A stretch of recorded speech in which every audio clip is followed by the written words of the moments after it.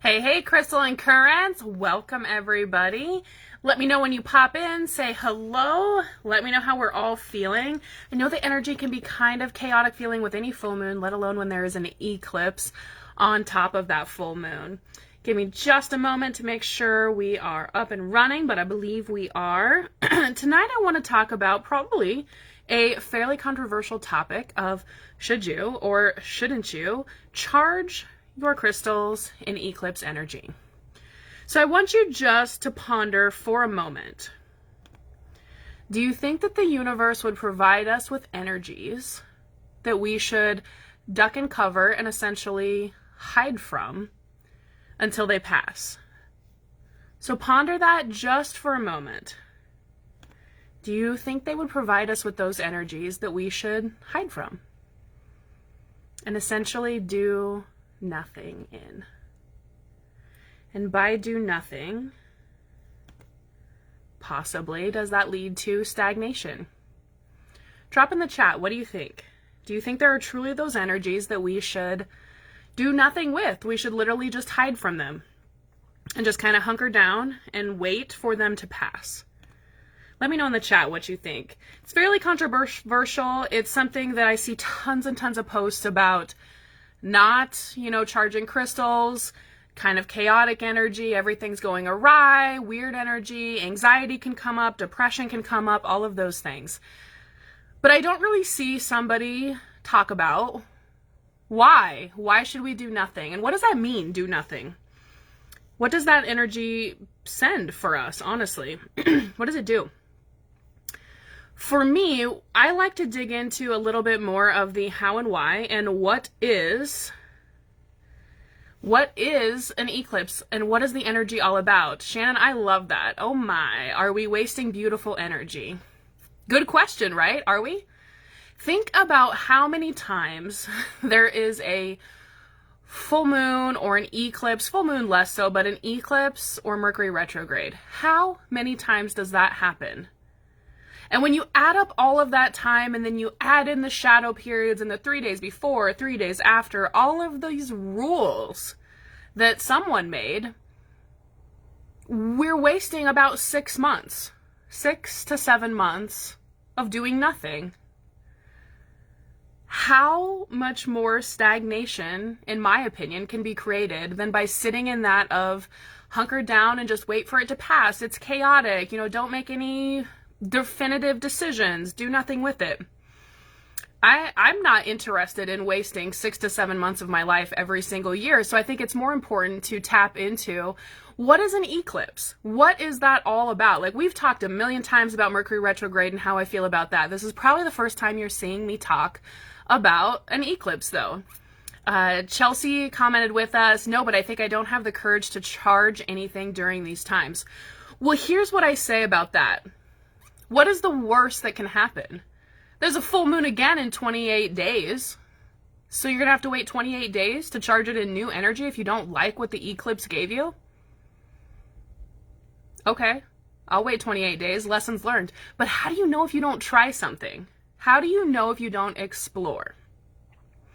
And maybe it's my Enneagram 7, but I really think rules just like this are meant to be tested, tried, and changed. Who made this rule? And how did it get passed around so quickly and so easily and then so easily accepted? I don't get it. It's something that I'll just never quite understand. And because I didn't understand it, I tested it. I've charged crystals in eclipse energy every single eclipse that has occurred for the last 3 years. Why? Because I like to see what comes from it. And I truly believe that the universe provides us not with chaotic energy, with transformational opportunities of energy. Transformation is not always easy peasy, go with the flow, feel good, love and light. Transformation can be tough. Sometimes you need a tough energy and a little bit of a kick in the shorts to make sure that you move forward and get out of your funk. I think that's provided with eclipse energy. Eclipse energy for me is all about the balancing of light and dark. Eclipses are literally created by the moon and the sun being at oppositions of each other in direct balance and harmony on opposite sides of the earth. Doesn't that sound like the balancing of the masculine and the feminine, especially when you start thinking about the moon and the lunar energies and how much related to the feminine that is, and then the sun, how much that solar sun energy is related to the masculine. In my opinion, eclipses are the best time to balance out masculine and feminine energies and the perfect time to illuminate the shadow sides of ourselves. Those sneaky little triggers that just kind of elude us, and we think we have healed those certain parts of ourselves until we're triggered again. What better time than with an eclipse to really tap into that energy and see what's there? You can see what has been hiding within yourself that, you know, it could be predisposition things that you picked up from childhood, can be traumas that we just haven't quite healed through. It's parts of ourselves that we even sometimes disown. Disowning parts, if you guys have been following Janessa, is never a good thing. You don't want to disown parts of yourself. And that's why I also don't understand the concept of ego death. Why are you going to kill a part of yourself? Why do you want it to die? Don't you just want it to level up and come to a higher level of consciousness? Ego should always be present. That is your survival instincts. Yes, in modern day times, if you're lucky enough to live in the United States, you probably don't need your survival instincts every single day. What happens when that day comes that you do need them? That's when you need your ego to kick in for you to actually move through that energy. So you don't kill or disown parts of yourself. In my opinion, you don't hide or hunker down with different energies. You take advantage of the energy that the universe offers us for transformation. That's what I think an eclipse time is for. Now, with that, am I going to charge all of my crystals during an eclipse? No, I'm not. Eclipses shake things up. They bring to your attention all of the items that aren't working, and specifically this eclipse is in the sign of Taurus, so it's going to be very focused on stability. Where do you find your stability? Is that through the financial means that you're stable? Is it through relationships? Eclipses make changes in your life. Those things that just simply aren't working, the eclipse will bring to light and will shake that stuff up. It literally just says, it illuminates it. You know, it really, like, I understand an eclipse is a darkness period, right? But it's an illumination to the soul is the best way that I can describe what I feel when I'm working with eclipse energies, and especially crystals that have been charged in an eclipse. So I'm not going to put crystals that, you know, are not geared towards intense transformation. So like something like a lepidolite or a lithium quartz, which is just supposed to really help with calming down the energies. They do so much more than that, but that's probably in opposition to eclipse energy, which is all about transformation. So any crystals that you think are really kind of heavy hitters when you think transformation or seeking that shadow self, really coming into that space of, what parts of myself do I need to heal? Not kill. We don't kill things. We don't kill them. We don't disown them. We don't get rid of them. We heal them. We up-level them. At least that's what I hope to talk to you all about or teach within our community. I don't think disowning or killing parts of ourselves is a good thing, and Janessa has so many tools to bring back into your being any of those parts that we have perhaps fractured off or disowned. Her skill set with energy psychology is absolutely amazing. So definitely take a look at her page, Fiercely Radiant Soul. She's been rocking out those lives lately too on so many aspects. So if you're really looking for everyday tips that you can use either from a crystal healing standpoint or from functional medicine, energy psychology, shamanic earth medicine, you can find it here on my page. You can find it on Janessa with Fiercely Radiant Soul. You can also find it within Sacred Healing Project if you're interested in coming into that community as well. But I think a lot of times we see within the mainstream two things. One, ego death needs to happen because ego is bad. Ego is not inherently bad. Ego is a survival instinct, and it's something that was created that without it, the human race wouldn't be here. Let's be realistic on that. Without the ego, human race doesn't exist. It's not something we should kill. It's something we should heal and up-level. Eclipse energy, Mercury retrograde, I don't think that the universe provides us with energies that we should hunker down and hide from. provides us with opportunities for true transformation that may not feel like a nice, easy peasy ride, but at the end of that tunnel, it will be worth it. Let me take a look at these comments coming in. Chelsea, what if we charge all nights of energy 3 days before the night, 3 days after? Too much. Look, now you have me wanting to go against the grain. Go against the grain. If that's what feels right intuitively, then you should follow your intuition. I don't think it's too much energy. I don't know that you're going to see a huge shift in that. I could understand 3 days, because 3 days is pretty typical for true kind of transformation and ingestion of the energy, if that makes sense. So like 3 days after sessions are when you can really start to test to see what level of healing you received.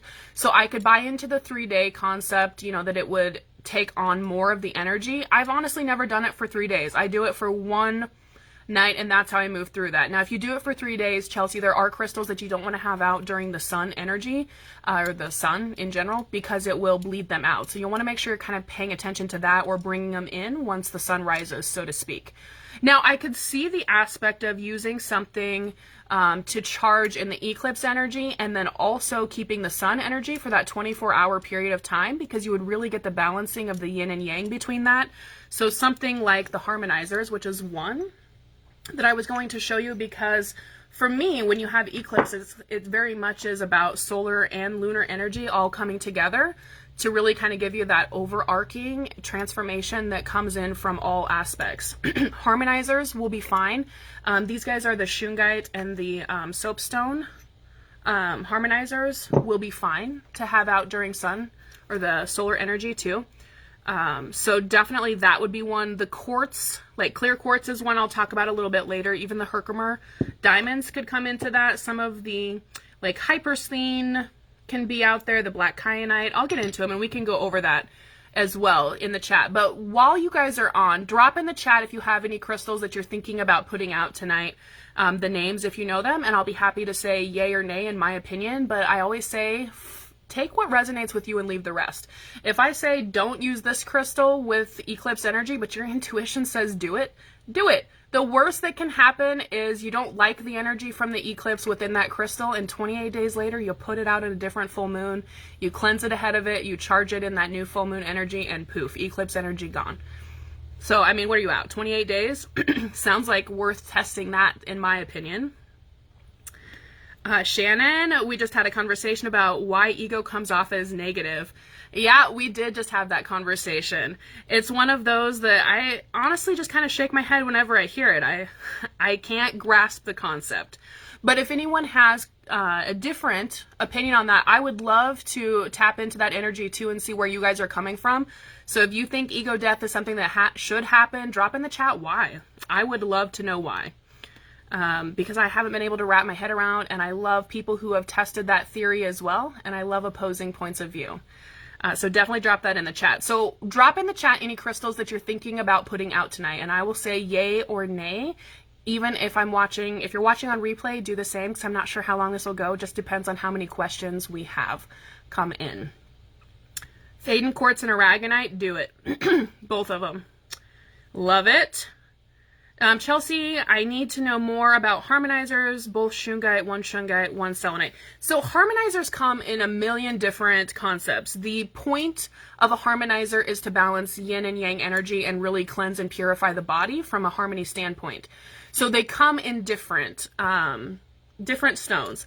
When I'm working with harmonizers though, what I'm talking about is this is the shungite.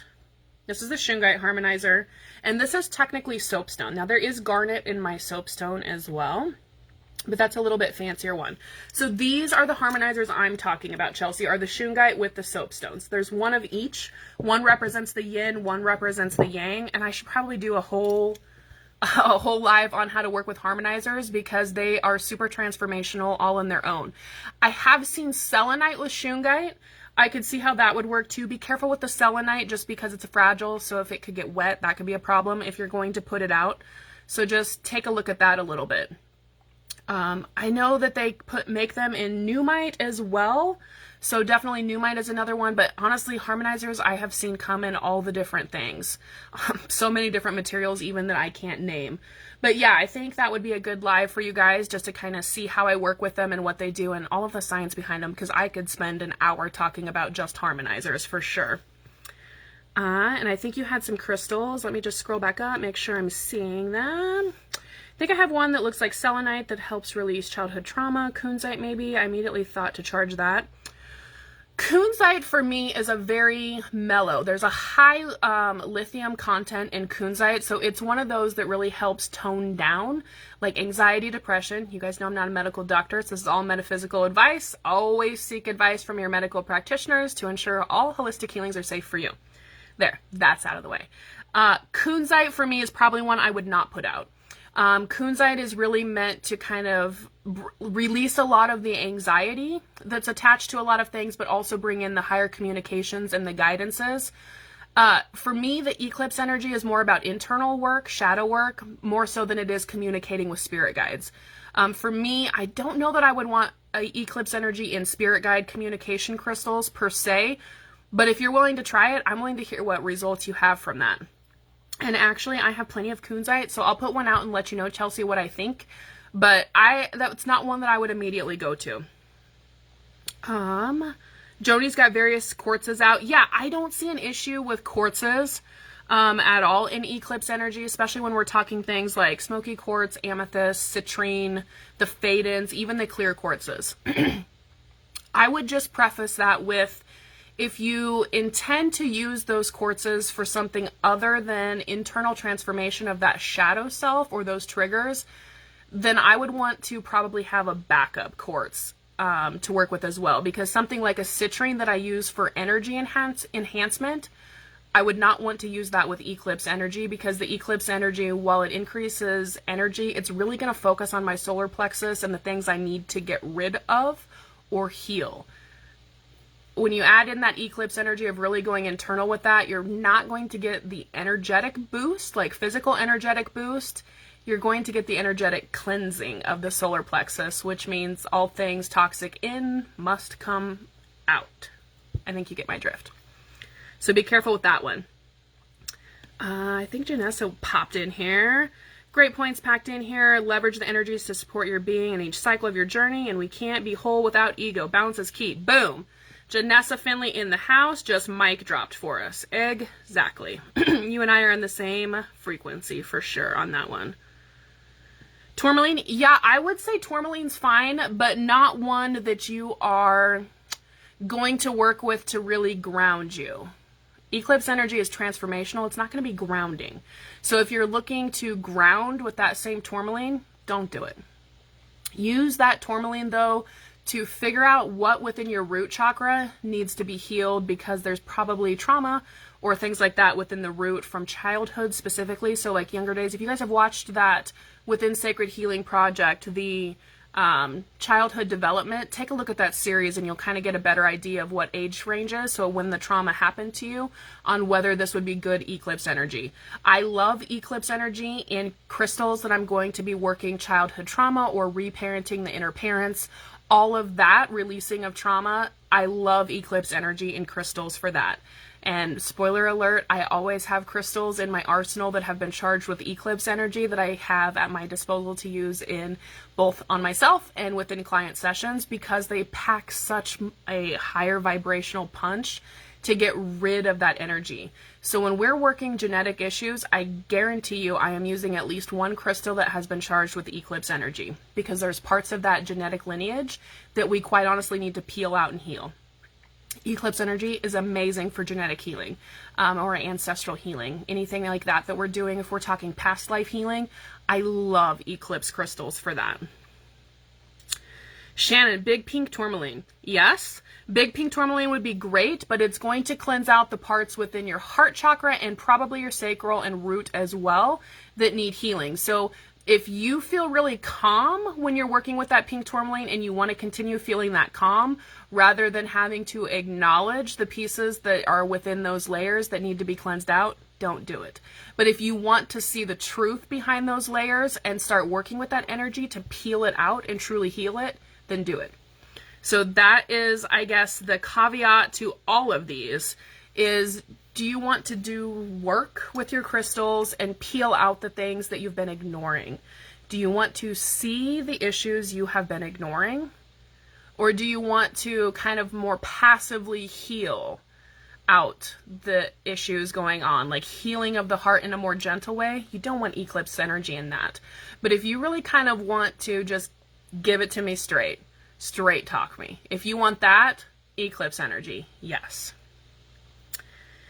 Alexis, I have a Columbianite necklace I've been using to work on some childhood stuff. Do you think I should put it out?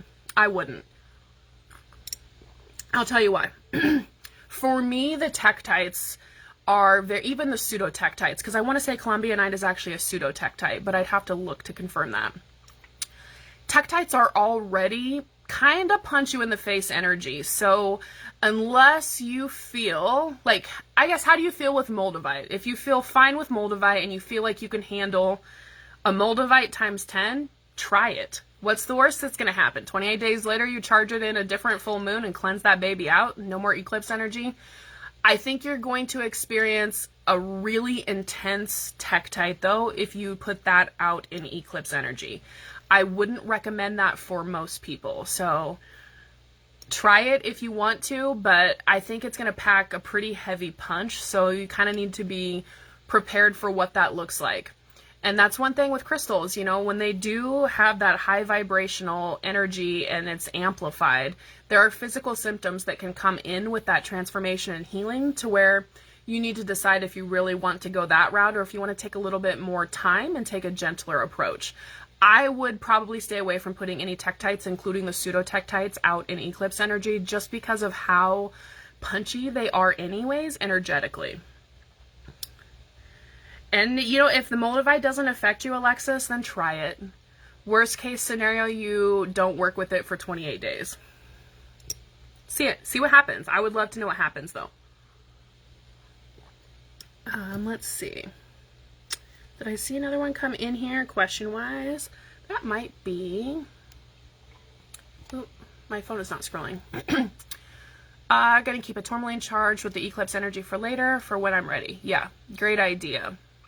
And that's kind of the good thing about that. If you have multiple crystals, then you can absolutely have some that are just ready with the eclipse energy, waiting for you to go ahead and work through that energy. I always have multiple, some that have eclipse energy, some that do not. Have a special drawer for all of my eclipse energy crystals. They are the ones that I go to for self-transformation. I can guarantee you I work with at least one eclipse energy crystal every single month. So it's not something that I shy away from, and they are some of my favorite crystals for sure. Hi, Linda. Welcome. Haven't seen you in a while. So thankful you're joining me tonight. I want to give you some ideas of crystals that I would put out. Any of your moonstones. Any of your moonstones are going to be great in eclipse energy. I really like black moonstone from the root chakra aspect, also just the transformational from the feminine energies within the black moonstone. Rainbow moonstone is fine too. Peach moonstone, I don't know that you're going to see a whole lot with the addition of eclipse energy with peach, but rainbow and black moonstone, absolutely. Green garnierite, which kind of looks like green moonstone, I would put that out there. They're all, I mean, they're moonstones, right? So they're already kind of synced up with the moon. So adding in that eclipse energy is just going to make them a little bit more intense than what they normally are. I like the tiger's eye. I specifically like blue tiger's eye for eclipse energy from the communication aspect, so you can really tap into the, especially our light workers. I love tiger's eye for light workers in general, or people coming into their spiritual psychic gifts, all of those things. But when you have the blue tiger's eye, you really start to see, what do you tell yourself? Like with eclipse energy and blue tiger's eye, you'll really tap into that. What am I telling myself subconsciously that is crap and needs to go? Because a lot of times I think we have a lot of that subconscious talk that is just nonsense, but we don't recognize the terrible things that we say to ourselves throughout the day, throughout the time too. Blue Tiger's Eye will really tap into that. Red Tiger's Eye Chelsea is going to hit more of the sacral along with the root chakra. You're still going to get a little bit of that solar plexus. Still great. I'd put it out. I'd put all the Tiger's Eyes out in Eclipse Energy and see how they feel. But you're not going to get as much of the communication aspect from the red. I don't know if I have any in. I'd have to look. I know I have jewelry in Red Tiger's Eye, but I'm not sure about the rest. Any of the obsidians I like. I don't know why my phone is turning blue. Can everybody else see how this turns to blue, or is it only me that sees the blue from the screen? This is odd. Ooh, I love sphalerite, Alexis. Yes, do it. Sphalerite, yes. Any of the obsidians. This is a gold sheen. I love the gold sheen obsidians in this energy. I really like, if any of you have the scrying mirrors that are just the black obsidian. Do I have? Mine's not close to me. The black obsidian scrying mirrors are amazing in Eclipse Energy because, I mean, you're usually doing shadow work anyways, shadow self work when you are looking at the scrying mirrors. So amplify that, baby, with the obsidian. Okay, then it's only me. I don't know what's happening. My screen from this end looks like it turns blue for a split second, so I don't know what that is. Communication from the divine, I suppose. Next up, Axonite. I love the Axonites in Eclipse Energy. You're going to see a lot of root chakra stuff because I think the root of most trauma lies in our root. How poetic is that? Next one, Bloodstone. Bloodstone would be the next one I absolutely would put out. Black Kyanite. I love the chlorine or chlorite included quartzes in Eclipse Energy. Duravite on its own is an amazing shadow self crystal. Amp that up with the Eclipse Energy, even better. Hypersthene.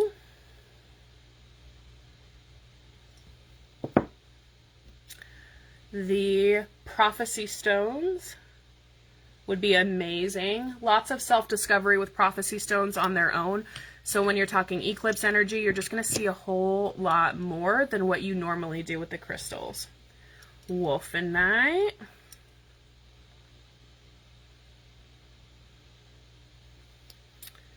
I like Healer's Gold a lot, especially for the light workers who are trying to figure out, where am I going wrong? Where am I not perhaps attracting the clients? Where am I, just missing the bus, so to speak?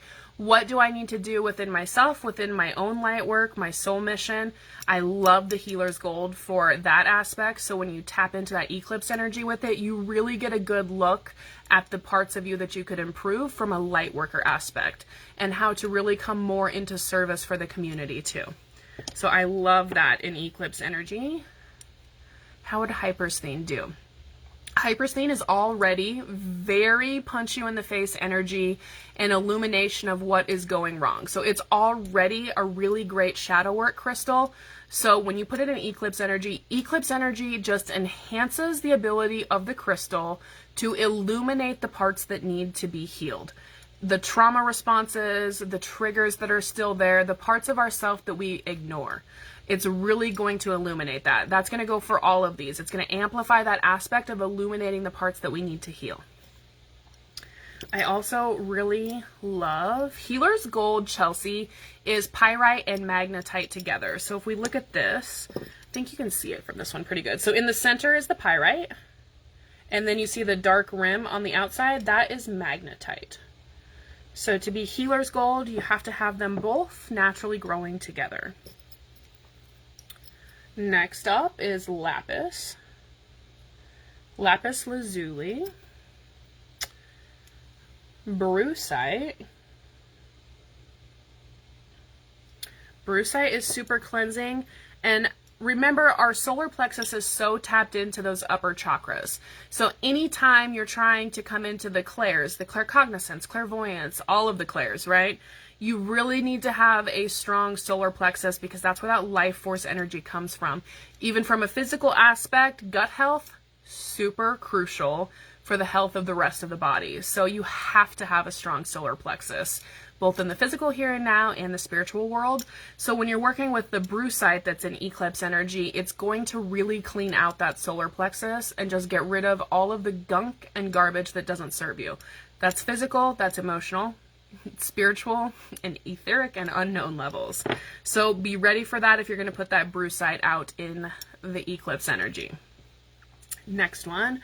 I really like the fluorites with the amethysts. I know a couple of you guys have gotten these from me, but the ones that grow together with that fluorite and amethyst together are amazing in Eclipse Energy, just from the clarity that it brings with that fluorite, but you also have that nice protective aspect of the amethyst too. It's going to really enhance the heart, the third eye, and the crown all together, and really cleaning out anything that's standing in the way of those specific chakras. So when we're talking those chakras, if we're talking clairs, we're talking clairsentience at the heart, clairvoyance at the third eye, claircognizance at the crown chakra. So very, very helpful if you clean out whatever's kind of standing in your way by working with those eclipse energies with that fluorite with the amethyst as well. And Numite, of course, which I am the Numite queen, and I did not bring a Numite over here. And I was looking for it the entire time, but I don't see it. But if you guys have watched me, you know what Numite looks like. If you don't, do a Google search. Numite is one of my favorite crystals in general, but when you add in that Eclipse Energy, you just see you. You get to see who you are as a person, as a soul, as a being. And even a lot of past life information and ancestral stuff will come up for me when I'm working with Numite that has been charged in that Eclipse Energy. So absolutely an amazing one too if you guys are looking for a very illuminated journey. Take a look at Numite and Hypersthene together. Also, now I'm going to talk a little bit about the quartzes. This is a Lemurian. I do love Lemurians and Eclipse Energy, but I don't like all of them to be in that. I would pick one crystal specifically that is clear quartz that you're going to use in Eclipse Energy and use that for all of your shadow work. Any of your internal healing of the inner child or the inner parent, any trauma response healing, I would do that. But I would not want all of my clear quartzes to be in Eclipse Energy because it is going to, quartz enhances. So when you add the Eclipse Energy, it's going to enhance the internal work. Well, we use quartzes a lot for external things like manifestation that we want to send out. A quartz that has been in Eclipse Energy that's really trying to work for you, on you as a being, is not going to do the job of manifestation if you try to use it in that 28-day time span before you cleanse and charge in a new moon's energy. So pick one, use that for your shadow work, and leave the rest out of the Eclipse Energy. Don't put them all out. Also, Herkimers. I love Herkimer diamonds in Eclipse Energy, but same caveat with that clear quartz. Don't put all your Herkimers in Eclipse Energy. Pick one, work with it, because it's going to help you really tap into that higher level knowledge and information that maybe you just couldn't reach before. So really, really great in Eclipse Energy, but don't put all of them out there. That is what I have for you guys with my take on Eclipse Energy tonight, and a whole lot of other topics that I may have gotten a little bit distracted by as well. If you guys have any questions, though, drop them in the chat. All of you Sacred Healing Project members will get to do a journey with me tomorrow in Sacred Healing Project at 11 a.m. to meet you, see that shadow self, and help to really tap into those parts of you that are ready to be healed. So with healing, it's like an onion. We just peel back one layer at a time, heal that, move to the next. I love the incorporation of the shamanic earth medicine with the crystal healing, because then you get both a cognitive understanding, typically on the journey, of what exactly is it that you are healing and working with and how, but you also have that passive amplification of the crystals to just help you move through that so that you're not alone in that. You're not trying to do it with just your energy. You're really getting to use those crystal allies to help further that cause, so to speak. So I hope all of you will join me tomorrow. It's available on replay too. Works just as well.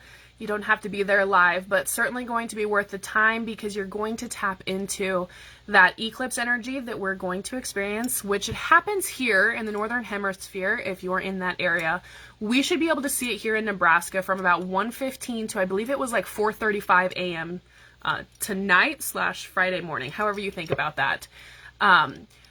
But we're really going to get the opportunity to tap into that energy tomorrow, even in those early morning hours, because we're well within the 3-day window to really get into that shadow work very heavily and deeply. And you're going to be hitting it from 2 modalities aspects. You're going to get to experience both crystal healing and shamanic earth medicine to help guide you through that process so that you're not trying to heal and peel it out alone. So hopefully that will be something really helpful. And for anyone who isn't part of Sacred Healing Project, you can still join. You can find us here on Facebook at Sacred Healing Project. I can try to drop a link. Let me see if I can do that. I don't know if I'm that talented. I might be, though. Let's see.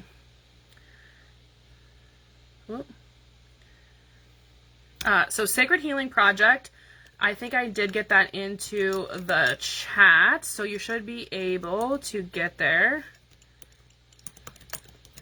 Directly here on Facebook, the website to choose your subscription level, because it is a subscription-based group where you have access to both Janessa and myself every single week.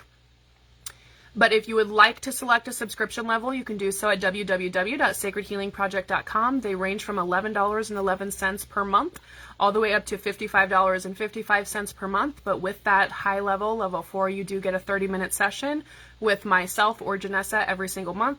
So certainly well worth that investment, along with discounts as well that come along with that. So I hope you will all join me there tomorrow within Sacred Healing Project, either live or you're welcome to come back and watch at a later date. And as long as you hit it within that 3-day window of the eclipse, you will still be able to tap into that journey energy and be able to journey to meet yourself, possibly some spirit guides, some higher guides, to carry you out of some of that shadow self work that we need to heal. So certainly a great time to join Sacred Healing Project and to jump in there and see what all we have. You have functional medicine, you have energy psychology, you have crystal healing, you have shamanic earth medicine, you have guest practitioners ranging from tarot, oracle, Reiki, all of the above. So it's a very welcoming community that you can get a lot of your questions answered in a very timely manner. And let me see. Alarm set. Yes, Joni, alarm set. Mine too, because I want to get out there and enjoy this eclipse energy as well. These crystals need to be put outside, or can they sit on the windowsill? I think the windowsill is fine. Some people will say no. If my plants can get light in from a windowsill, then I don't understand how my crystals can't as well. So from a logical standpoint, crystal and windowsill, they're going to get the energies. They don't have to go outside. If you can put them outside and you don't have to worry about, the inclement weather or them being stolen, then do it. But I think windowsill is just fine as well. Thank you, Joni. We think SHP is amazing as well, but we are probably biased. But seriously, a ton of information in there. That's the only reason I'm still on Facebook. Well, I am glad you have chosen to stay with us as well, Chelsea. Always a pleasure having you within the group too. So with that, everybody, I'm going to let you all go. If you watch this on replay, you're welcome to drop crystals in the chat. I'll try to pay attention a little bit here in the next 24 hours and answer whether I would put them out in the eclipse energy or whether I would not. But as always, follow your intuition. Your intuition is going to be your best guide in everything. Doesn't matter what I say, doesn't matter what anyone else says. Tap into your own intuition and see where that goes. And universal blessings, everyone. Have a happy eclipse and charge those crystals. Rules are made to be broken. Let's break them tonight.